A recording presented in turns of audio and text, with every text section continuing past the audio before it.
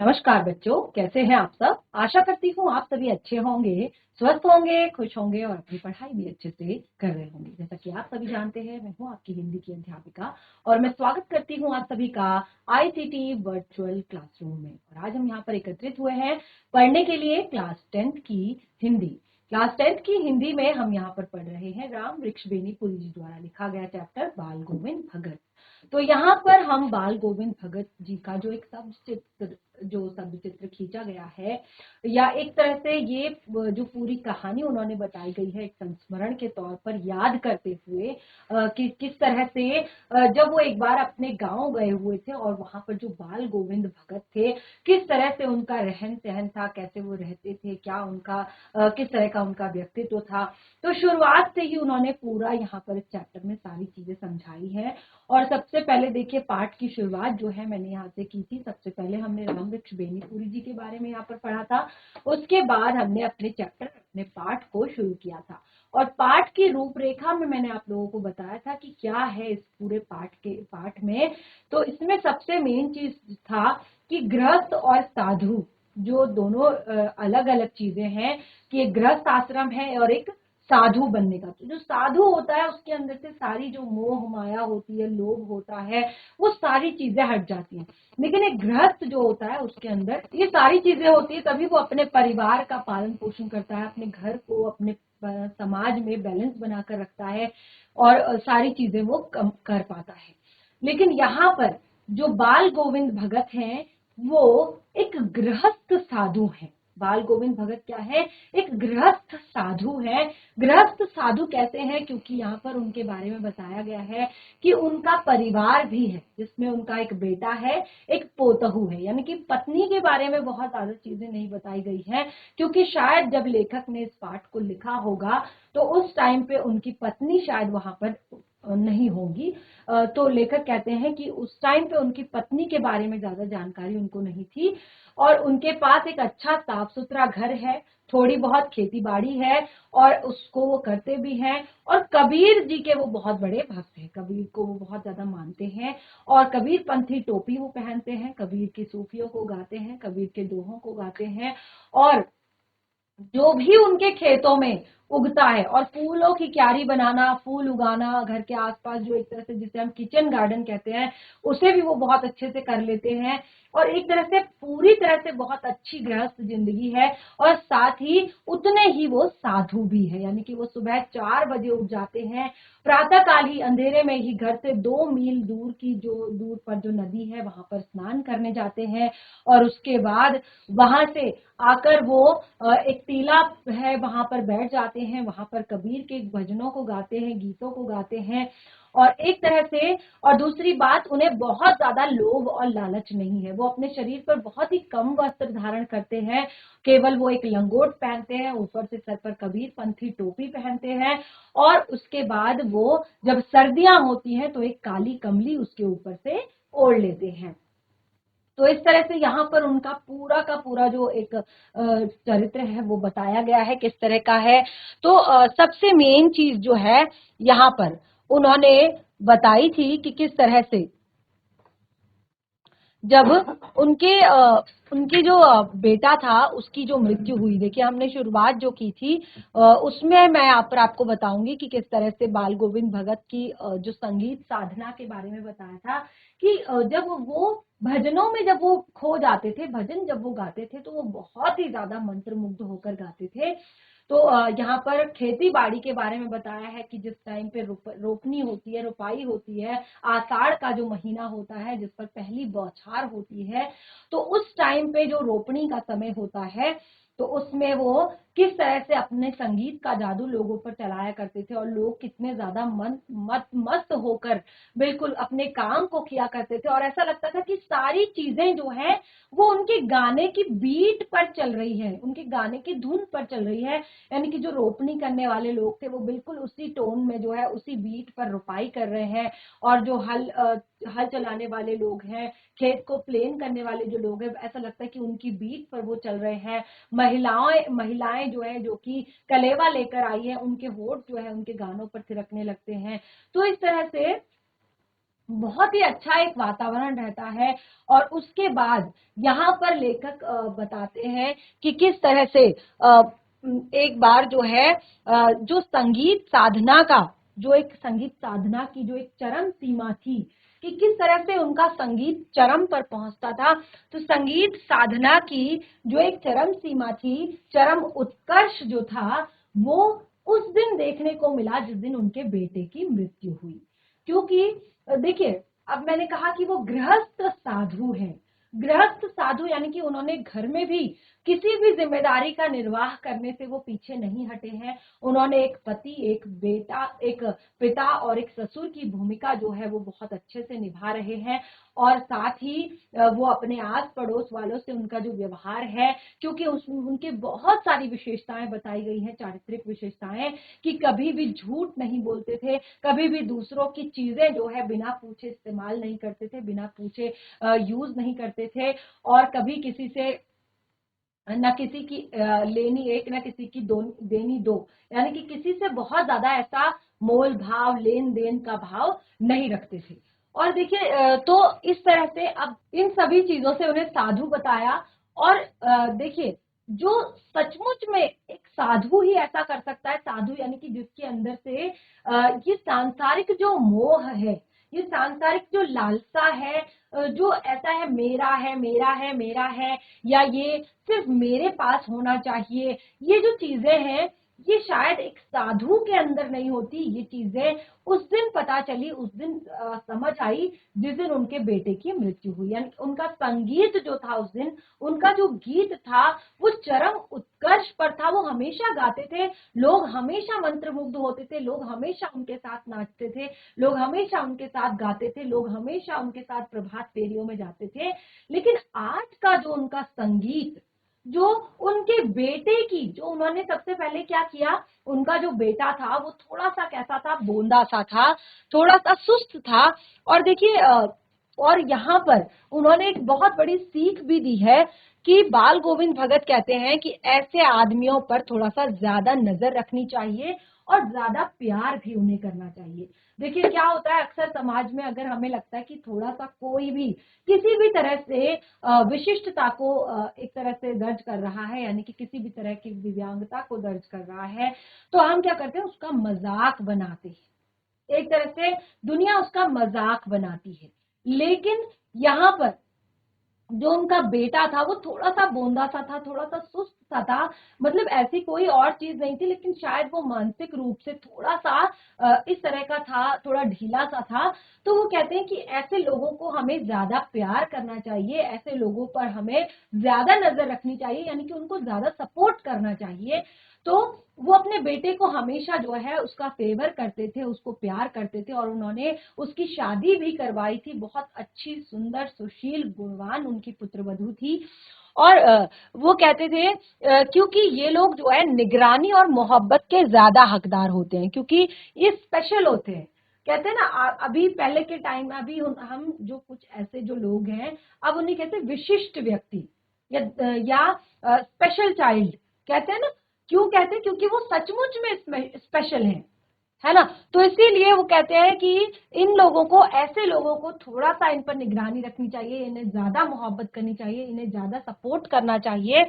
तो उन्होंने उनकी जो पुत्र वधू थी, अब देखिए ऐसे व्यक्ति के, ऐसे लड़के के साथ उसने विवाह भी किया और अपनी जिम्मेदारियां भी वो निभा रही है, और इतने अच्छे से निभा रही है कि लगभग उसने घर की जो जिम्मेदारियां थी उनसे एक तरह से निर्वृत्त कर दिया है भगत जी को। और अब क्योंकि उनका बेटा बीमार है, और देखिए ये चीज मैंने आपको बताई थी कि बेटा बीमार है। अब देखिए बीमारी में लोगों को पता है कि बीमार है, लेकिन सबके पास इतना टाइम नहीं होता कि उनके घर जाएं, देखें, सिचुएशन को समझें। लेकिन मृत्यु जो होती है वो सबका ध्यान अपनी तरफ जरूर आकर्षित करती है। तो जब उनकी बेटे की मृत्यु हुई तो वो कहते हैं, लेखक कहते हैं कि हम कौतूहल वश उनके घर गए, यानी कि एक आश्चर्य के साथ उनके घर गए देखने के लिए, क्योंकि जैसे यहाँ पर बताया कि मृत्यु जो है वो ध्यान आकर्षित करती है। वो कहते हैं कि जब हम उनके घर गए तो देखकर दंग रह गए। देखकर दंग रह गए। बेटे को आंगन में चटाई पर लिटाया हुआ था, सफेद कपड़े से उसका जो मुख है वो ढका हुआ था, और कुछ फूल, क्योंकि फूल तो उन्होंने हमेशा बोए रहते थे, और उन्हीं में से कुछ फूल तोड़कर उन्होंने क्या किया था, उसके ऊपर डाल दिए थे। और एक कुछ तुलसी दल भी निकालकर उन्होंने उसके सिरहाने पर उसके ऊपर डाल दिए थे, और एक चिराग, एक दिया जो है उसके सिरहाने पर जला दिया था। और साथ ही जमीन पर आसन जमाए बैठे हुए हैं, और वही पुराना स्वर है, वही पुरानी तल्लीनता है। पोतहू रो रही है, जिसको गांव की स्त्रियां जो है चुप करा रही हैं, लेकिन वो क्या कह रहे हैं, बाल गोविंद भगत जो है कभी कभी उसके नजदीक जाते हैं, उसे समझाते हैं, और क्या कहते हैं, देखिए वो कहते हैं कि ये रोने का समय नहीं है, ये रोने का समय नहीं है, ये तो उत्सव मनाने का समय है, ये खुशी मनाने का समय है। क्यों? क्योंकि आत्मा जो है वो परमात्मा में मिल गई है, विरहनी अपने प्रेमी से जा मिली है। भला इससे बढ़कर आनंद की बात और क्या हो सकती है। एक विरहनी, एक जो आत्मा है वो परमात्मा में जा मिली है, एक विरहनी जो है जो भगवान के जिसके सच्चे प्रेमी जो है वो भगवान है, यानी कि जिसकी सच्चा सब कुछ जो है भगवान से जुड़ा हुआ है।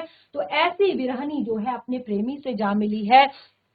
तो वो कहते हैं कि इसमें दुख की क्या बात है, ये तो बड़े आनंद की बात है, ये तो बहुत बहुत खुशी की बात है कि ये सब हुआ है। तो लेखक कहते हैं कि कभी कभी मैं सोचता हूं कि ये कहीं पागल तो नहीं हो गए हैं, ठीक है, किंतु नहीं, वो जो कुछ कह रहे हैं उसमें उनका विश्वास बोल रहा है, ये सच्चा विश्वास है, ये चरम विश्वास है जो हमेशा मृत्यु पर विजय होता है। ये भरोसा ही है, ये विश्वास ही है जो मृत्यु पर विजय प्राप्त करता है। वरना इंसान को क्या है, इंसान हमेशा भय में जीता है, हमेशा डरा हुआ रहता है, उसको लगता है कि कुछ ना कुछ हो जाएगा, कुछ ना कुछ हो जाएगा, कहीं चोरी हो जाएगी, कुछ खो जाएगा, कहीं एक्सीडेंट हो जाएगा, कहीं कुछ हो जाएगा, कहीं कुछ हो जाएगा। इंसान जो है हमेशा डरा हुआ रहता है, क्योंकि उसको लालच है, उसको लोभ है, उसको मोह है इस संसार से। लेकिन अगर जो इस संसार के सत्य को जिसने जान लिया कि ये संसार तो केवल यहाँ पर कर्म करने के लिए हमें भेजा है, हम तो सच में जो है भगवान के ही प्रेमी है, भगवान की ही हमारे सब कुछ है। तो जिसने इस सत्य को जान लिया वही जो है मृत्यु पर विजय पाता है। और देखिए यहाँ पर लास्ट में हमने क्या पढ़ा था कि उन्होंने बेटे के क्रियाक्रम में भी कोई तूल नहीं किया, यानी कि बहुत अलग अलग तरह के उन्होंने झंझट नहीं पाले। उन्होंने उनकी क्योंकि वो कहते हैं बहुत ज्यादा उन्होंने तूल नहीं किया, बहुत ज्यादा एक तरह से यहाँ पर बातें नहीं की। पोतहू से ही आग दिलाई, जो उनकी पोतहू थी यानी कि जो उनकी बहू थी, उससे ही उन्होंने आग दिलाई। किंतु ज्यों ही श्राद्ध की अवधि पूरी हो गई, और जैसे ही श्राद्ध की अवधि पूरी हुई, जो साल भर का या 6 महीने का या महीने भर का जो श्राद्ध का समय होता है, ये जब पूरा हुआ तो उसके भाई को बुलावा भेजा, जो पोतहू थी, जो बहू थी, उसके भाई को बुलावा भेजा और उसको उसके साथ कर दिया, और ये आदेश देते हुए कि इसकी दूसरी शादी करा देना। और आदेश क्या दिया कि इसकी दूसरी शादी करा देना। इधर पोतहू रो रो कर कहती है, मैं चली जाऊंगी तो बुढ़ापे में आपके लिए भोजन कौन बनाएगा, बीमार पड़े तो कौन एक चुल्लू पानी देगा, मैं पैर पड़ती हूँ, आप मुझे अपने चरणों से अलग नहीं कीजिए। अब देखिए कितनी संस्कारी, कितनी सुशील वो बहू है। कहती है कि मैं यहाँ से कहीं नहीं जाऊंगी, क्योंकि बुढ़ापे का समय है, और कभी आप बीमार हो गए, कभी आपको मेरी जरूरत पड़ी, तो आपके लिए भोजन कौन बनाएगा, आपके लिए बुढ़ापे में भोजन कौन बनाएगा, आप अगर बीमार भी पड़ गए तो आपको एक चुल्लू पानी कौन देगा, और मैं आपके पैर पड़ती हूँ, मैं आपके हाथ जोड़ती हूँ, आप मुझे अपने चरणों से अलग मत कीजिए। लेकिन भगत का निर्णय अटल था। अब देखिए जो संसार की सच्चाई है, क्योंकि वो संसार के सत्य को जानते हैं, वो संसार की सच्चाई को जानते हैं। अब देखिए उन्हें पता है कि मैं बूढ़ा हो चुका हूं और मेरी भी मृत्यु कभी न कभी निश्चित है। मृत्यु का सत्य उन्हें पता है कि जो संसार में आया है उसे जाना है, और क्योंकि वैसे भी उनकी वृद्धावस्था हो चुकी है और अब उनकी भी कभी न कभी मृत्यु हो सकती है, तो ऐसे में अगर वो अपनी बहू को यहाँ पर रखते हैं तो फिर उसका सहारा कौन बनेगा? क्योंकि एक टाइम के बाद वो अकेली पड़ जाएगी, उसका सहारा कौन बनेगा, उसका साथ कौन देगा? तो वो ये सब कुछ जानते हैं और वो बिल्कुल प्रैक्टिकल हैं।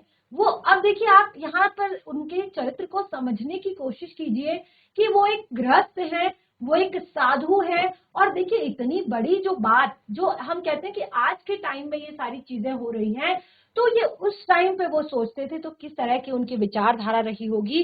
तो उनकी बहू ने कहा कि मुझे अपने चरणों से अलग मत कीजिए, लेकिन वो अपने निर्णय पर अटल थे कि इसको यहाँ से ले जा और कोई भी अच्छा लड़का मिले इसकी शादी करवा दे।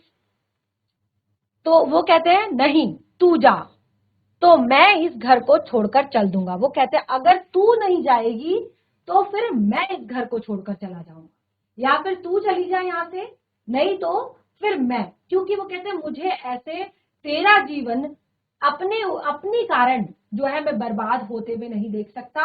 अगर तू यहीं रहना चाहती है तो रह ले, नहीं तो मैं इस घर को छोड़कर चला जाता हूँ। लेकिन भगत का निर्णय अटल था और उन्होंने कहा कि मैं इस घर को छोड़कर चल दूंगा। अब उनकी आखिरी दलील, और इस दलील के आगे बेचारी क्या कहती या बेचारी की क्या चलती। अब इस दलील के आगे तो उसकी कुछ नहीं चल सकती थी, क्योंकि घर जो है उन्हीं का है। अब वो कैसे अपने ससुर जी को इस उम्र में उन्हीं के घर से निकलने को कहे।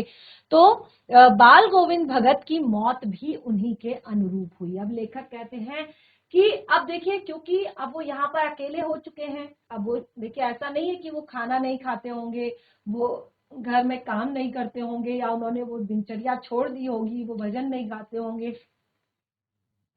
तो लेखक कहते हैं कि बाल गोविंद भगत की मौत भी उन्हीं के अनुरूप हुई, यानी कि जिस तरह की मौत वो चाहते थे, जिस तरह के व्यक्ति वो थे, जैसा जीवन वो चाहते थे, उनकी मौत भी बिल्कुल उसी तरह से हुई। हर वर्ष वो गंगा स्नान करने जाते थे, तो उनका एक जो एक तरह से दिनचर्या थी वो बिल्कुल फिक्स थी कि इस तरह से वो रहते थे, इस तरह के वो काम करते थे, इस तरह से वो जीते थे। तो हर वर्ष जाते थे वो गंगा स्नान करने, और गंगा स्नान पर उतनी आस्था नहीं थी। देखिए, कुछ लोग होते ना, कहते हैं कि गंगा में स्नान कर लिया, बिल्कुल चारों धाम कर लिए, तो ये सब चीजें ठीक है, ये हमारी श्रद्धा है, ये हमारा मन है कि हम ये सब चीजें कर रहे हैं।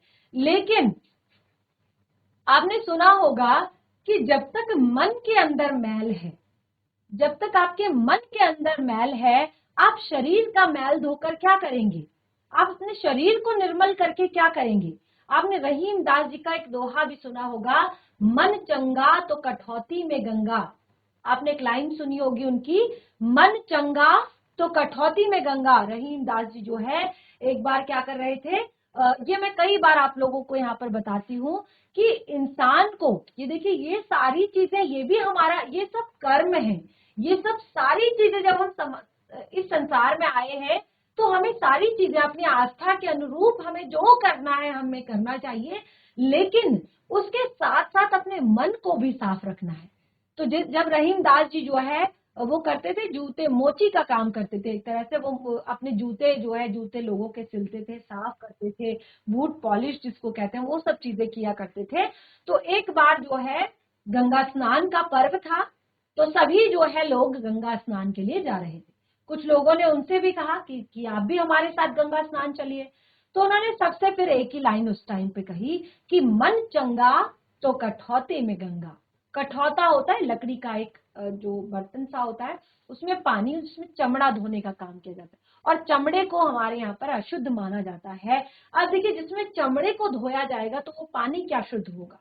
लेकिन आपका अगर मन साफ है, अगर आप कोई भी काम सच्चे मन से कर रहे हैं, सच्चे दिल से कर रहे हैं, पूरी आस्था और विश्वास के साथ कर रहे हैं, तो फिर आपको के उस काम को पूरा होने से कोई नहीं रोक सकता। तो उन्होंने कहा कि अगर आपका मन साफ है, आप गंगा स्नान तो करने जा रहे हैं, कि कितने आपके, कैसे आपके पाप धुल जाएंगे अगर आपका मन साफ नहीं है तो देखिए, उनकी भी क्योंकि जो सच्चा संत होता है उसकी सच में यही बात होती है कि आप अपना मन साफ रखो। तो उनकी भी गंगा स्नान करने तो वो जाते थे सबके साथ, लेकिन उतनी आस्था गंगा स्नान पर नहीं थी जितनी कि संत समागम पर थी। संत समागम यानी कि गंगा स्नान है तो चारों तरफ से ऋषि मुनि संत लोग आएंगे, साधु संत लोग आएंगे स्नान करने के लिए। फिर संतों का समागम होगा, अलग अलग तरह के उपदेश सुनने को मिलेंगे, अच्छी अच्छी बातें सुनने को मिलेंगी, सत्संग होगा। तो ऐसे के लिए वो वहां पर जाते थे। ज्यादातर उनका जो फोकस रहता था वो संत समागम और लोक दर्शन पर रहता था। और जाते वो हमेशा पैदल ही थे। करीब 30 कोस पर गंगा थी। साधु को संबल लेने का क्या हक। अब यहां से जरा सा ध्यान पूर्वक सुनिएगा कि जो उनके जीवन का मेन एक उद्देश्य था, जो जिस पर वो जीवन को जीते थे, वो इस तरह का था कि साधु को संबल लेने का क्या हक। अगर आप साधु हैं, अगर आपने सच में अपने जीवन से सब कुछ त्याग दिया है, अपना एक तरह से सब कुछ त्याग दिया है, लोभ मोह काम क्रोध सब त्याग दिया है, तो फिर आपको किसी का संबल, किसी का सहायता, किसी की हेल्प लेने की कोई जरूरत नहीं है, क्योंकि फिर आप बिल्कुल फ्री हैं, हर चीज से फ्री हैं। ठीक है, तो साधु को संबल लेने का क्या हक। साधु, जो इंसान साधु है उसको किसी की सहायता लेने का, हेल्प लेने का, संबल लेने का कोई हक नहीं है। और गृहस्थ किसी से भिक्षा क्यों मांगे। अब देखिए, क्योंकि वो अपने आप को क्या कहते हैं, गृहस्थ साधु कहते हैं। क्या कहते हैं, एक गृहस्थ साधु कहते हैं, जो गृहस्थ भी है और साधु भी है। तो साधु की उन्होंने अलग परिभाषा यहाँ पर बताई, गृहस्थ की अलग परिभाषा बताई कि अगर आप साधु हैं तो आपको संबल लेने का कोई हक नहीं, अगर आप गृहस्थ हैं तो आपको भिक्षा मांगने का कोई हक नहीं।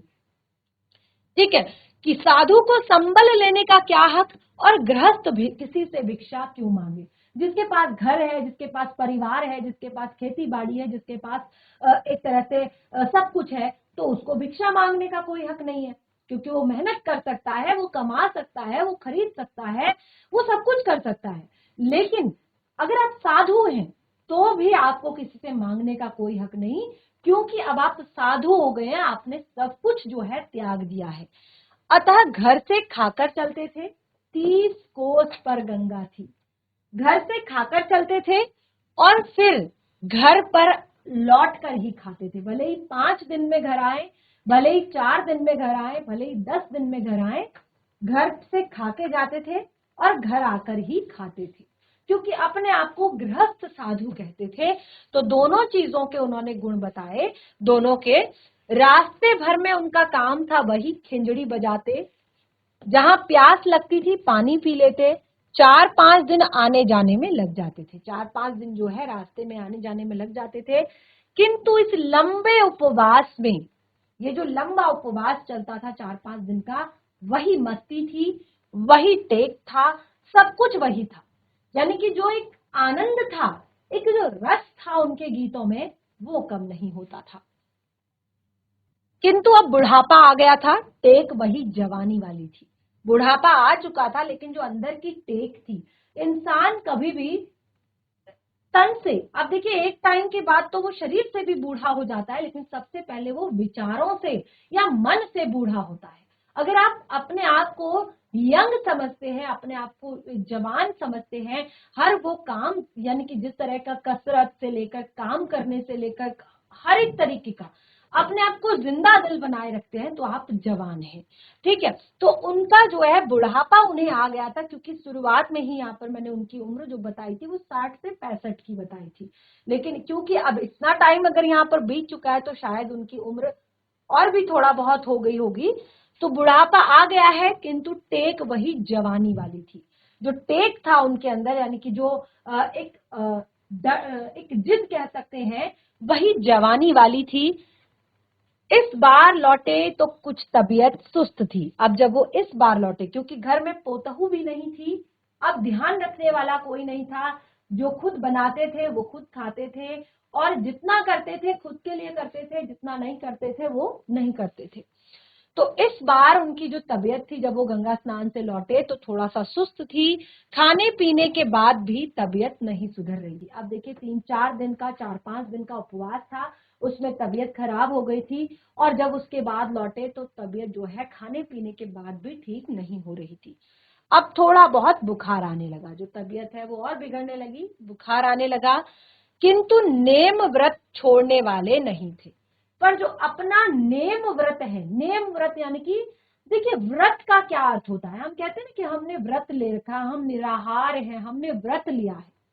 व्रत का अर्थ होता है कि आप कुछ प्रण लेते हैं, कुछ संकल्प लेते हैं तो आप उसको पूरा करते हैं, यही व्रत होता है। अगर आपने आज व्रत लिया है कि आप पूरे दिन झूठ नहीं बोलोगे तो इसका भी फल आपको मिलेगा।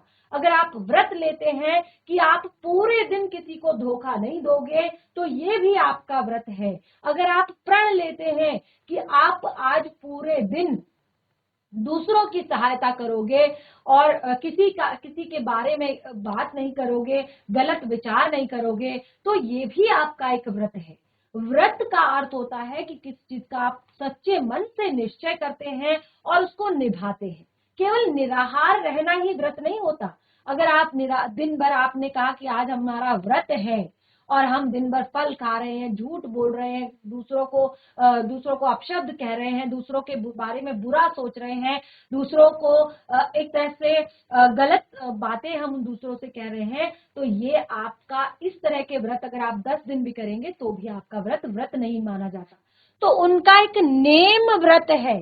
अब ये नेम व्रत क्या होता है? नेम व्रत यानी कि नियम जो उनका चलता है, नियम है कि सुबह उठना है, 4 बजे उठना है, नदी पर स्नान करने जाना है, आकर टीले पर बैठकर खिंजड़ी बजानी है, भगवान का भजन करना है, प्रभु भजन करने हैं, घर के छोटे मोटे काम करने हैं, कोई भी चीज जो है एक तरह से जिस तरह से गृहस्थ अपनी गृहस्थी को चलाते हैं वो सब करना है, लोगों में घुलना मिलना है, झूठ नहीं बोलना है, इधर की बात उधर नहीं करनी है, लोगों में आपस में अच्छे से रिश्ता बनाए रखना है। तो ये तो कभी खत्म होने वाला नहीं था, ये नेम व्रत टूटने वाला नहीं था। वही दोनों जून गीत, दोनों सुबह शाम गीत गाते थे, स्नान ध्यान करते थे, खेती बाड़ी करते थे, बीमार थे, बुखार था, लेकिन ये नेम व्रत जो है टूटता नहीं था। दिनों दिन खिंजने लगे। अब दिन दिन जो है जैसे जैसे टाइम बीतता गया धीरे धीरे जो है और ज्यादा कमजोर हो गए और ज्यादा कमजोर होते गए। लोगों ने नहाने धोने से मना किया, आराम करने के लिए कहा, क्योंकि कोई भी जो लोग उन्हें देखने आते थे, उनसे मिलने आते थे, तो वो उन्हें सलाह देते थे कि आप थोड़ा रेस्ट करो, आराम करो, थोड़ा सा रेस्ट करो। तो वो क्या करते थे, वो एक तरह से लोगों को की बात नहीं सुनते थे, हंसकर उसे टाल देते थे, बहुत मना नहीं करते थे लेकिन हंस के बात को टाल देते थे। आज भी उन्होंने संध्या के समय गीत गाए। देखिए गीत गाने का समय था संध्या और सुबह, तो आज भी उन्होंने संध्या के समय गीत गाए, किंतु मालूम होता जैसे तागा टूट गया हो। आज जो वो गीत गा रहे थे ऐसा लग रहा था कि कोई जो सरगम है, कोई जो गीत का एक धागा है वो कहीं से टूट चुका है, माला का एक एक दाना बिखरा हुआ है। आज ऐसा लग रहा था उनकी आवाज से कि कोई धागा जो है टूट चुका है और माला का एक एक दाना जो है बिखर चुका है। भोर में लोगों ने गीत नहीं सुना। अब जब सुबह हुई, क्योंकि सुबह का भी वही रूटीन था, रात के समय जब इस तरह का स्वर आ रहा था तो फिर सुबह सबको इंतजार रहते, सुबह सब सुनते थे कि गीत गा रहे हैं, लेकिन आज की सुबह थी कि गीत नहीं सुनाई दिया। जाकर देखा तो बाल गोविंद भगत नहीं रहे, सिर्फ उनका पंजर पड़ा हुआ है। सबने जाकर वहां पर देखा तो बाल गोविंद भगत जो है नहीं रहे थे, केवल उनका पंजर यानी कि जो उनका एक अस्थि पंजर होता है, जो शरीर होता है, मृत शरीर जो है केवल वहां पर पड़ा हुआ। तो देखिए बिल्कुल जिस तरह के व्यक्ति थे बिल्कुल उसी तरह की मृत्यु उनकी हुई। ना किसी को कोई कष्ट दिया, ना किसी को कोई दुख दिया, ना किसी को कोई परेशानी पहुंचाई, ना किसी का कुछ लिया, ना किसी को कुछ दिया। इस तरह से हमारा चैप्टर जो है कंप्लीट हो चुका है और मैं आशा करती हूँ कि आप सभी को ये पाठ जो है पसंद आया होगा, समझ आया होगा। बहुत ही ज्यादा इंटरेस्टिंग चैप्टर है और साथ ही क्योंकि बोर्ड एग्जाम्स है तो परीक्षाओं की दृष्टि से भी पाठ जो है बहुत ही ज्यादा इंटरेस्टिंग है। कई बार इस पाठ से पठित गद्यांश भी हमारे यहाँ पर आते हैं एग्जाम में। अब आता है पाठ से जुड़े हुए प्रश्नोत्तर। अब देखिए पाठ से जुड़े हुए प्रश्नोत्तर हम यहाँ पर डिस्कस करेंगे। तो सबसे पहला यहाँ पर प्रश्न है, देखिए जब अगर आपको पाठ अच्छे से समझ में आ गया है तो फिर प्रश्नोत्तर तो बहुत ही ज्यादा इजी होते हैं समझने के लिए। तो देखिए ये है हमारे पाठ से जुड़े हुए प्रश्नोत्तर जिन्हें हमने यहाँ पर डिस्कस करना है। तो सबसे पहला प्रश्न है, खेती बाड़ी से जुड़े गृहस्थ। अब देखिए खेती बाड़ी से जुड़े गृहस्थ बाल गोविंद भगत अपनी किन चारित्रिक विशेषताओं के कारण साधु कहलाते थे। अब देखिए गृहस्थ थे, जैसे यहाँ पर लिखा हुआ है ना कि खेती बाड़ी से जुड़े गृहस्थ, खेती बाड़ी से जुड़े हैं, गृहस्थ हैं, लेकिन किन चारित्रिक विशेषताओं के कारण वो साधु कहलाते हैं। तो देखिए एक एक करके मैंने यहाँ पर सारी विशेषताएं बताई हैं। सबसे पहले कि वो कबीर के आदर्शों पर चलते थे, उन्हीं के गीत गाते थे, झूठ नहीं बोलते थे, व्यवहार हमेशा खरा रखते थे, किसी से भी दो टूक बात करने में संकोच नहीं करते थे, यानी कि बात साफ साफ करते थे, कभी किसी से झगड़ा नहीं करते थे, किसी की चीज को नहीं छूते थे और ना ही बिना पूछे उसे व्यवहार में लाते थे। खेत में जो कुछ भी पैदा होता उसे सिर पर रखकर कबीर पंथी मठ में लेकर जाते थे और वहां से जो भी प्रसाद स्वरूप मिलता उसी से वो अपना गुजर बसर करते थे। उनमें लालच जो है बिल्कुल भी नहीं था। ठीक है, तो इस तरह के ये जो महत्वपूर्ण जो यहाँ पर पॉइंट्स हमने पढ़े थे, यही चीजें हैं जो उन्हें एक गृहस्थ साधु बनाती है। क्योंकि गृहस्थ तो वो थे ही, ठीक है, गृहस्थ होने की क्या क्या विशेषताएं हैं वो मैंने बता दिया आपको, और साधु होने की क्या क्या विशेषताएं हैं वो भी यहाँ पर क्लियर कर दी है। तो इस तरह से पहला प्रश्न यहाँ पर क्लियर होता है। बहुत ही आसान है, बहुत ही इंटरेस्टिंग चैप्टर है, एक बार अगर आप पढ़ लोगे तो बिल्कुल भी दिक्कत नहीं होगी समझने में। अगला है, भगत की पुत्र वधू उन्हें अकेले क्यों नहीं छोड़ना चाहती थी। देखिए जब उनके पुत्र की मृत्यु हुई तो उन्होंने अपनी पुत्र वधू को उसके मायके जाने के लिए कहा कि अब इसको अपने उसके भाई को कहा कि इसको मायके ले जाओ और इसकी दूसरी शादी कर दो। तो उनकी पुत्र वधू उन्हें छोड़कर नहीं जाना चाहती थी, क्योंकि ये भगत जी के बुढ़ापे का समय था और वही उनके बुढ़ापे का एकमात्र सहारा अब वहां पर बची हुई थी और वो उनकी देखभाल करना चाहती थी। वो चाहती थी कि अगर बुढ़ापे में उनको खाना कौन देगा, वो अगर कोई कभी बीमार पड़ गए तो उनकी सेवा कौन करेगा। तो वो ये सारी चीजें सोच सोचकर अपने मायके जो है उन्हें अकेले छोड़कर नहीं जाना चाहती थी। ठीक है, तो ये बहुत ही आसान सा है, इसको अगर आप चाहें तो यहाँ से देख कर लिख सकते हैं, और अगर आपको चैप्टर समझ आया तो आप पाठ में से भी ये आसानी से लिख सकते हैं। भगत ने अपने बेटे की मृत्यु पर अपनी भावनाएं किस तरह से व्यक्त की। जाहिर सी बात है, अगर कोई आम इंसान है, और देखिए आम तो कई बार जो है कहीं पर ऐसी कोई खबर भी सुन लेते हैं तो उसी से दुखी हो जाते हैं, लेकिन अगर कोई आम इंसान है, अगर उसके बेटे की अगर मृत्यु है तो सोचिए, आप कल्पना कीजिए कि कितना ज्यादा दुख उनको होता है, कितनी पीड़ा उनको पहुंचती है। लेकिन जब भगत के बेटे की मृत्यु हुई तो उन्होंने बहुत ही अलग तरीके से अपनी भावनाएं व्यक्त की, अपनी फीलिंग को अलग तरीके से व्यक्त किया। सबसे पहली बात तो वो बिल्कुल भी रो नहीं रहे थे, उन्होंने अपने पुत्र के शरीर को एक चटाई पर लिटाया और उस पर सफेद चादर से उसे ढका और फिर कबीर के भक्ति गीत गाकर अपनी भावनाओं को वहां पर व्यक्त कर रहे थे। और वो कह रहे थे अपनी पुत्र वधू से कि ये रोने का वक्त नहीं है, ये उत्सव मनाने का वक्त है, क्योंकि विरहनी आत्मा जो है वो अपने प्रियतम परमात्मा से जाकर मिल गई है और ये बहुत खुशी का समय है। ये दोनों के मिलन से बड़ा आनंद और कुछ नहीं हो सकता कि आत्मा परमात्मा में मिल रही है, तो इससे बड़ा आनंद की बात और कुछ नहीं हो सकती। तो इस प्रकार भगत ने शरीर को नश्वर और आत्मा की अमरता का भाव, कि शरीर जो है वो तो क्या है, नश्वर है, समाप्त होने वाला है, खत्म होने वाला है, आत्मा क्या है, अजर अमर है और वो सीधे भगवान में जाकर मिल जाती है। तो ये बहुत ही खुशी की बात है, तो इस पर हमें उत्सव मनाना चाहिए, खुश होना चाहिए।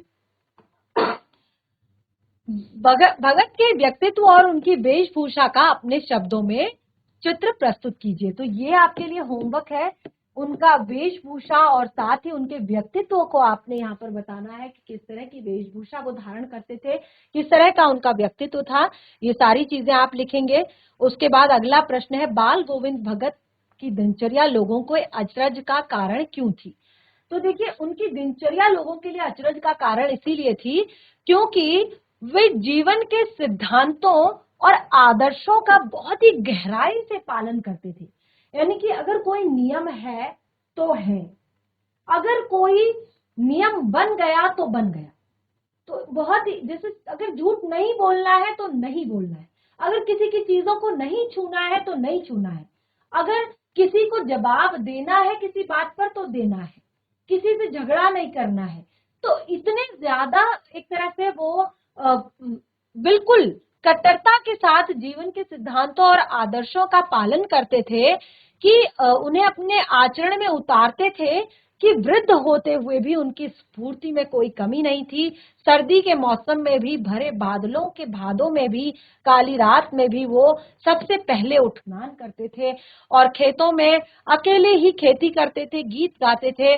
और विपरीत परिस्थितियां होने के बावजूद जब लास्ट समय उनका आया तो उस टाइम पे परिस्थितियां बहुत ही विपरीत थी, उनको बहुत ही एक तरह से उनकी तबीयत खराब हो रही थी, लेकिन ऐसे में भी उनकी दिनचर्या में कोई अंतर नहीं आया। एक वृद्ध अपने कार्य के प्रति इतनी सजगता देखकर लोग हमेशा दंग रहते थे। तो इस तरह से 5 प्रश्न यहाँ पर क्लियर हो चुके हैं। पाठ प्रश्न 6 जो है, पाठ के आधार पर बाल गोविंद भगत के मधुर गायन की विशेषताएं बताइए। तो देखिए, ये प्रश्न तो आपके लिए है। तो लगभग यहाँ पर सभी प्रश्न भी हमने कंप्लीट कर लिए हैं। और कोई भी डाउट अगर इस चैप्टर से होता है, आपको लगता है कि ये चीज समझ में नहीं आई है और ये चीज आपको पढ़नी है, समझनी है, तो आप जरूर मुझे यहाँ पर क्लियर करें। और इस तरह से पाठ हमारा आज यहाँ पर पूरी तरह से कंप्लीट हो गया है। बाकी जो कुछ भी अगर डाउट है तो उसे नेक्स्ट सेशन में क्लियर करें। नेक्स्ट सेशन में हम यहाँ पर अपना शुरू करेंगे एक नया पाठ। तब तक के लिए धन्यवाद। आपका दिन शुभ।